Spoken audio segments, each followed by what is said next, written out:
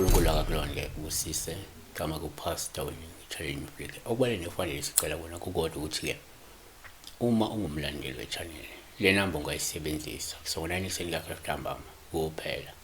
Uyafona kuma uyisebenzisa le namba WhatsApp futhi WhatsApp ubuze ukuthi ufona yiphi namba. Awungithumela ama-SMS umbuze ukuthi iyona le namba ufona kuyo phela. Uma ungifonela-ke awungibuzi igama, usuke uyichaza wena njengomuntu ofuna usizo. Mina ngubambatha ngilamuntu batoba ngicela ungisize nje ya phela. So abantu baye befole bengibuza igama thothi nje vela la kuchaza khona amaphupho or mina uyi lo baba uchaza amaphupho cha. Angiyithandi approach enjalo. Ngiyafisa ukuthi umuntu afone ethi ubambatha la muntu batoba ngicela ungisize ngephupho ethile. Case closed.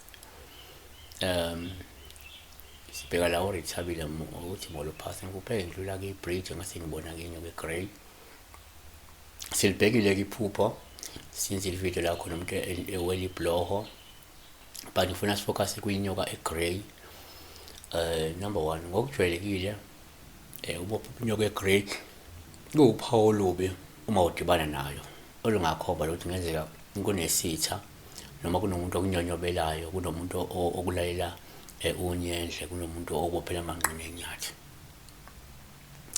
Amhubo 21 verse 11 ngoba bebehlose noma babehlose ukubi baceba icebo keba ke bahluleka.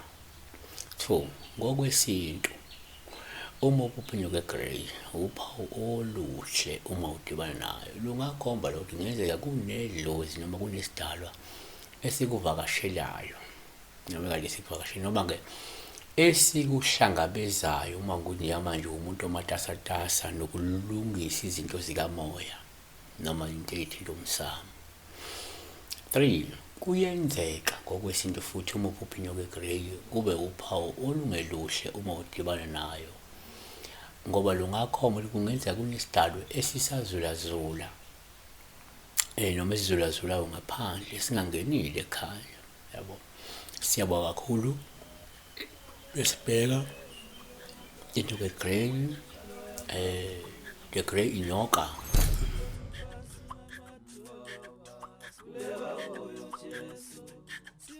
Siweni phansi namatulu